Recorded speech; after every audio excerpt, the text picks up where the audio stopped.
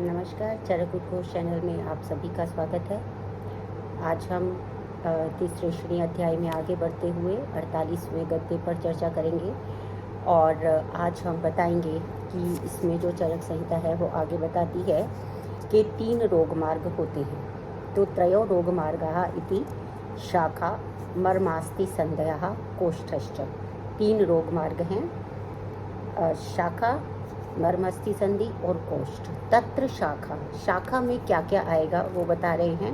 रक्त आदेयो धातवस त्वक्च। यहाँ पर आपको ये समझना होगा कि कई बार शाखा को लेकर ज़्यादातर फर्स्ट ईयर के जो स्टूडेंट्स हैं वो बहुत ही कंफ्यूज हो जाते हैं कि शाखा कौन सी। तो वो शाखा को कई बार जो एनाटॉमी में वो लिम्ब पढ़ रहे होते हैं तो 4 लिम्ब्स को ही वो शाखा ले लेते हैं। तो जब हम एनाटॉमी पढ़ रहे होते हैं, शारीर रचना पढ़ रहे होते हैं, तब उस समय में संदर्भ के अनुसार यदि शाखा शब्द आता है तो वो लिम्स लिया जाता है। लेकिन यहाँ पर जो रोग मार्ग का संदर्भ जब आएगा तब उसमें जब शाखा बोला जाएगा तो उसका अर्थ होगा रक्तादेयो धातवस त्वक्च, रक्तादि धातुएं और त्वचा। इसी को ही, ये जो शाखा है इसी को ही बाह्य रोग मार्ग भी कहा जाता है।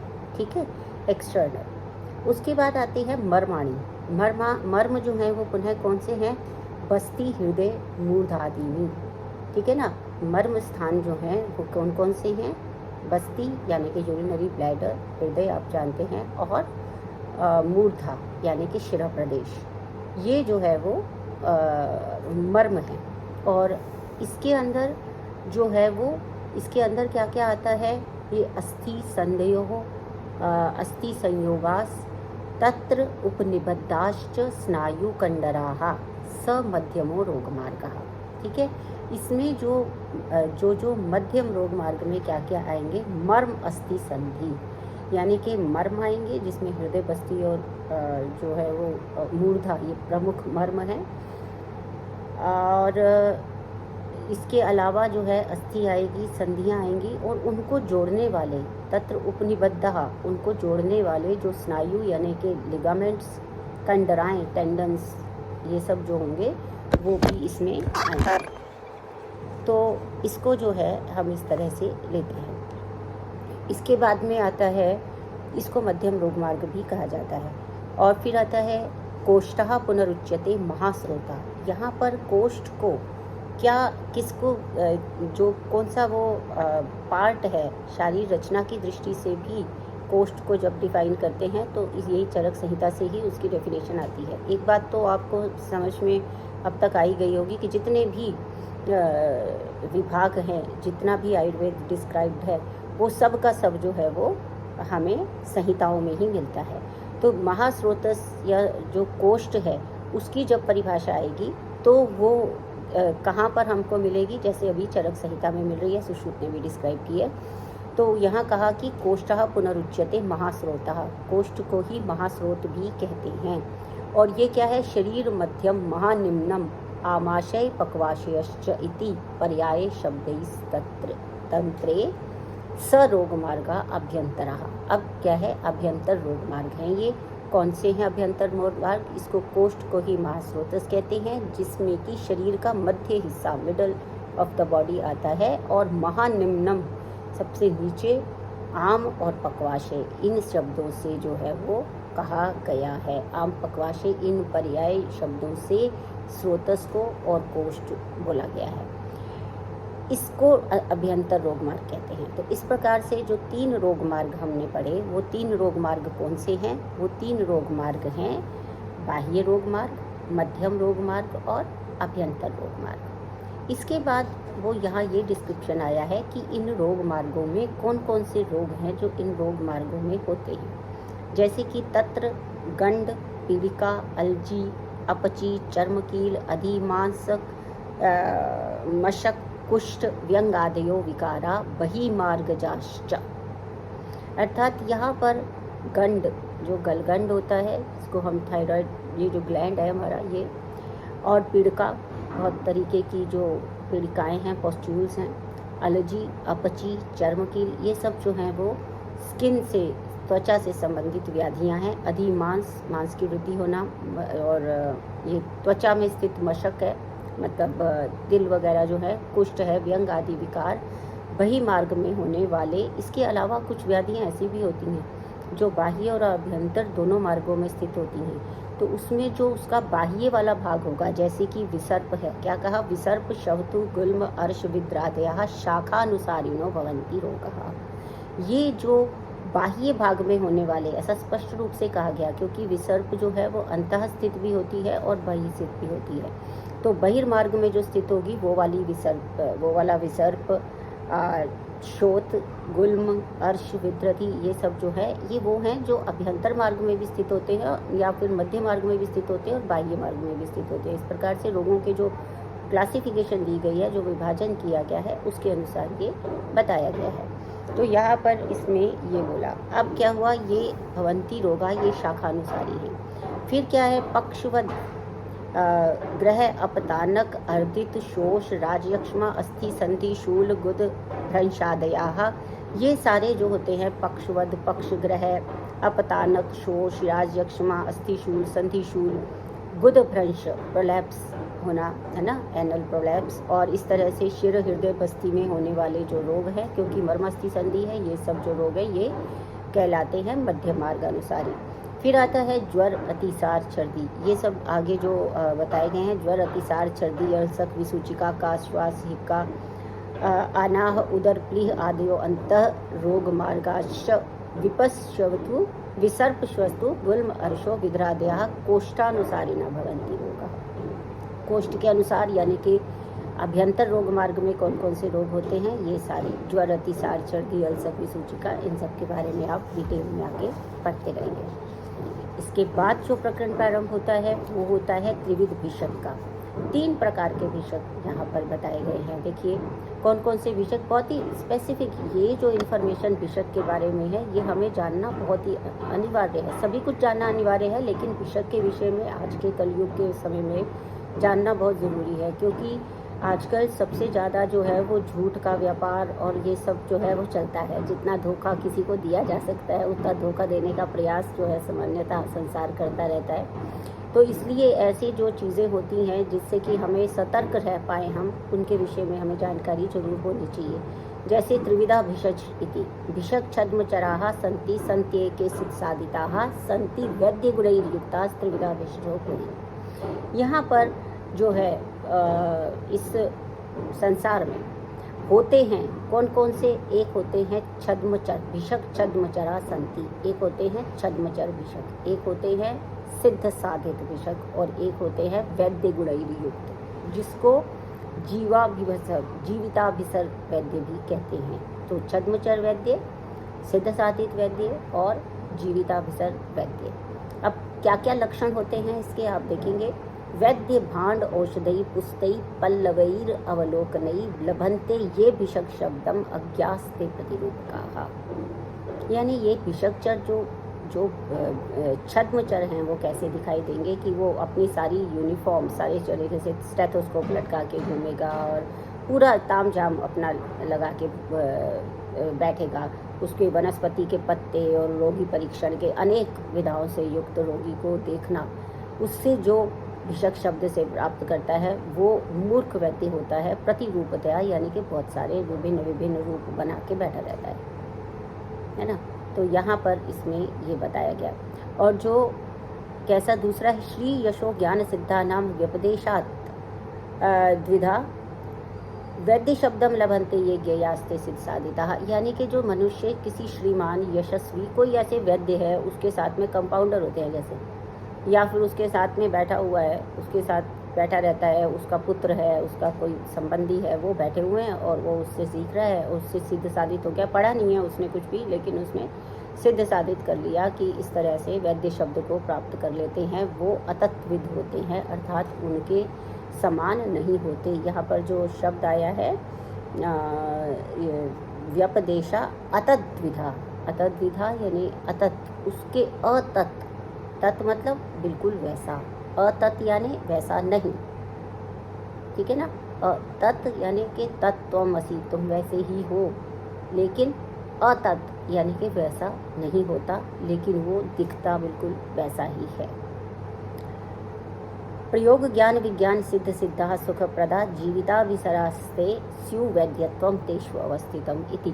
यानी कि जो जीविताभिसर वैद्य होता है वो कौन सा वैद्य है? औषध के प्रयोग को, ज्ञान को, विज्ञान को प्रसिद्ध होता है, साधित है, सिद्ध साधित होता है। वैद्य जो है वो सब उसके पास में समान रहता है, तो वो सब जो है वो जीविताभिसर कहलाता है, क्योंकि वो वैद्यत्व की प्रतिष्ठा इन्हीं में स्थित होती है। सिद्धि है उसके हाथ में, यानी कि उसके हाथ में शफा भी है और जो गुण भी है चिकित्सा करने का, और वो ज्ञान और विज्ञान से परिचित भी है ना। तो इसलिए इसको कहते हैं जीविताभिसर वैद्य। इसके बाद आते हैं हमारे त्रिविधम औषधम।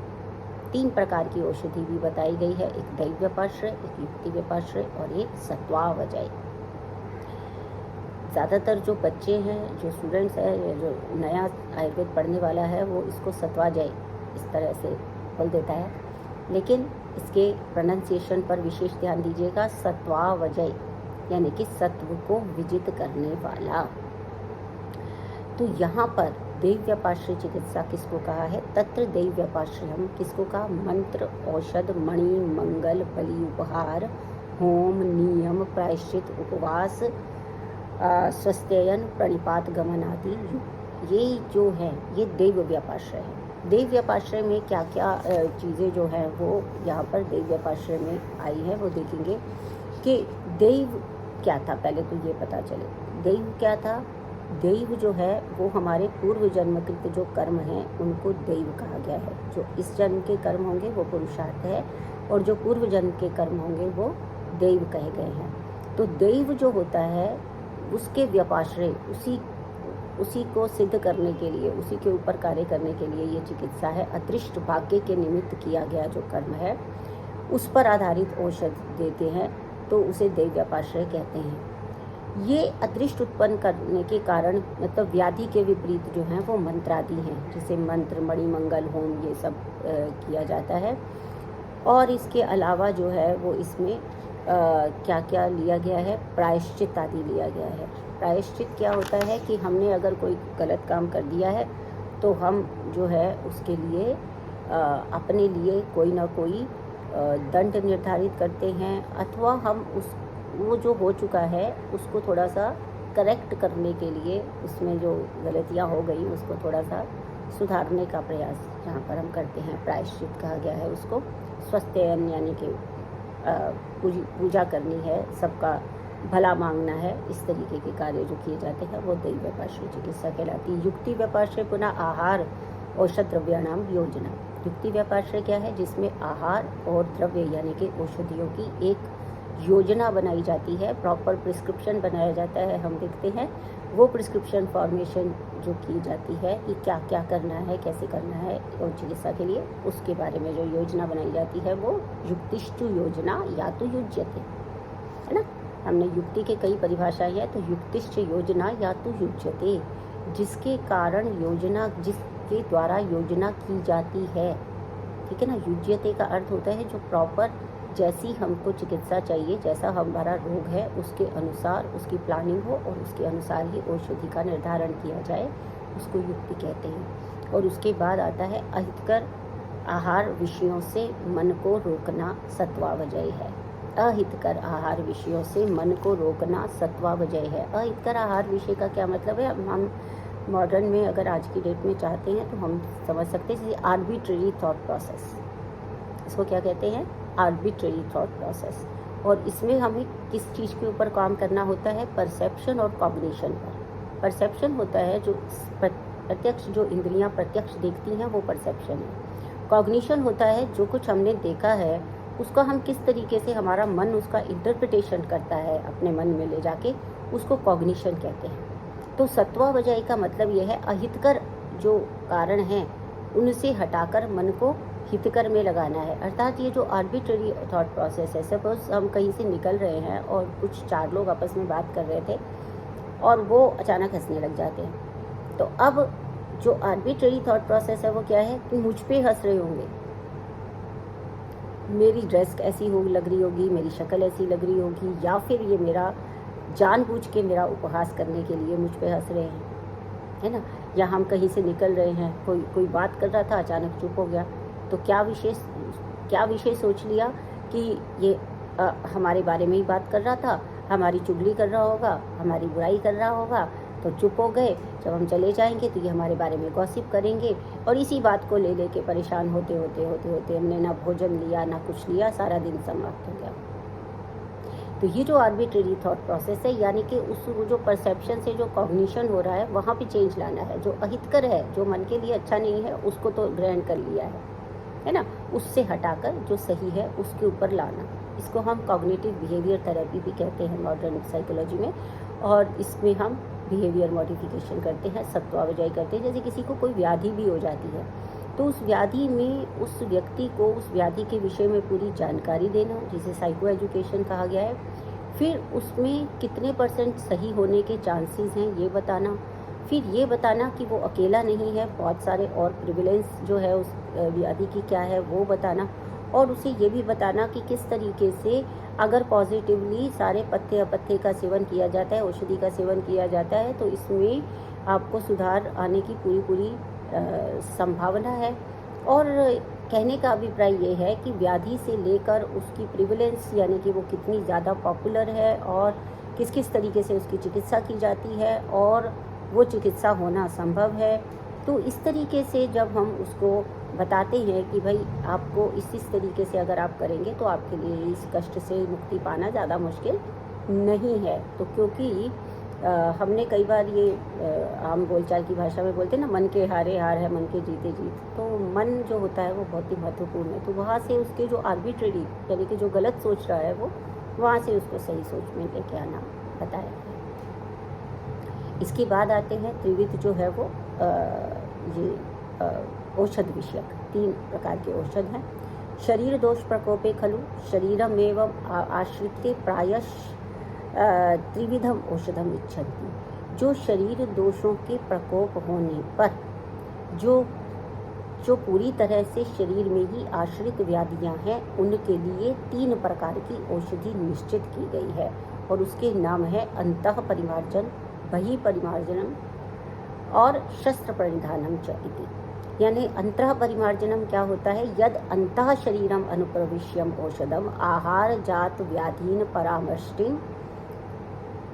यानी जो अंतः परिमार्जन क्या होता है? जो शरीर के अंदर इंटरवेंशन, जिसको हम कहते हैं ना इंटरवेंशन, तो इंटरवेंशन करना, किसी भी तरीके से औषधि का शरीर के साथ में इंटरनली संपर्क करवाना, अनुप्रविश्य डाल देना, अंदर डालना, औषध और आहार जात व्याधीन प्रमष्टि, यानी कि वो जो आहार है वो उस तरीके से, या फिर आहार से चिकित्सा करें या औषधि से करें, लेकिन उसको शरीर के अंदर प्रविष्ट कराना है।